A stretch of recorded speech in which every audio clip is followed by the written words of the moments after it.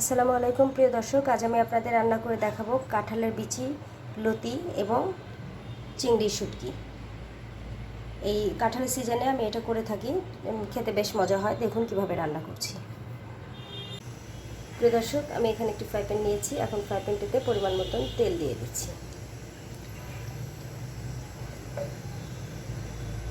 তেলটা গরম হয়ে গিয়েছে। এখন আমি দিয়ে দিচ্ছি পেঁয়াজ কুচি,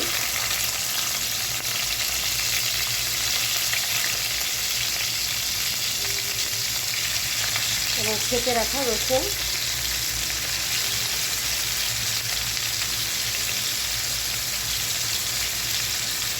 এই তরকারিটাতে রসুন একটু বেশি দেওয়া লাগে। রসুনটার উপর ডিপেন্ড করে রান্নাটা হয়।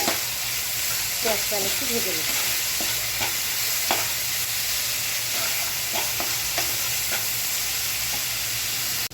তো দর্শক, পেঁয়াজটা ভাজা হয়ে গিয়েছে। এখন আমি চিংড়ি শুটকিগুলো দিয়ে দিচ্ছি।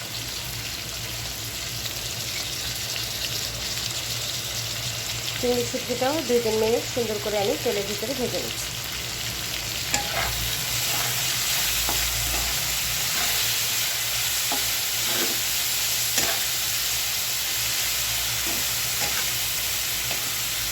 তো দর্শক, শুটকিটা ভাজা সুন্দর একটা ঘ্রাণ বের হয়েছে। এখন আমি একে একে সব মশলাগুলো দিয়ে দিব।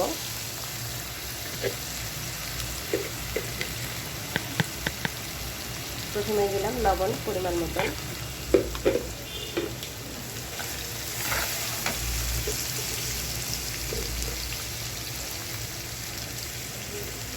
আদা রসুন বাটা 1 চামচ,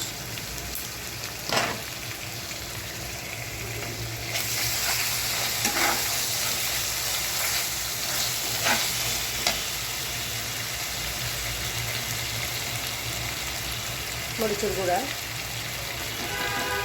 আমি আমার রান্নায় সব রাঁধুনি মশলা ব্যবহার করি।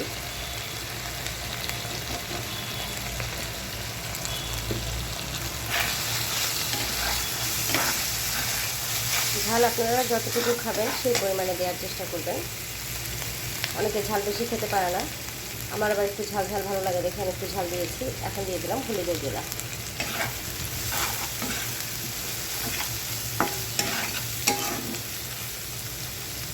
সুন্দর করে নেড়ে চেড়ে নিচ্ছি। এখন আমি মশলাটা কষানোর জন্য পানি দিয়ে দিচ্ছি।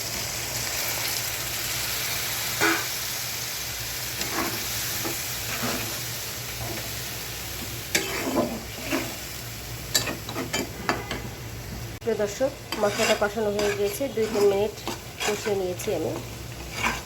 এখন আমি কেটে রাখা কাঁঠালের বিচি এবং কচি লতিগুলো দিয়ে দিচ্ছি। সুন্দর করে নেড়ে চেড়ে দিচ্ছি।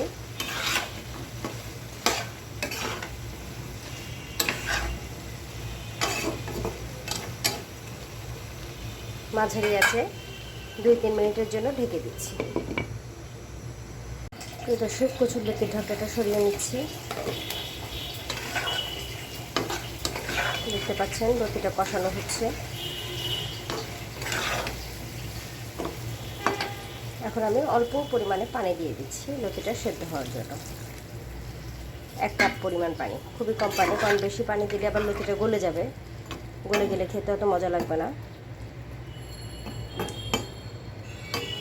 অল্প আছে, আবারও ঢেকে রাখছি। প্রিয় দর্শক, কচুর লতির ঢাকনাটা সরিয়ে নিচ্ছি। দেখতে পাচ্ছেন লতি, চিংড়ি, কাঁঠালের বিচি হয়ে গিয়েছে। নেড়ে চেড়ে দিচ্ছি।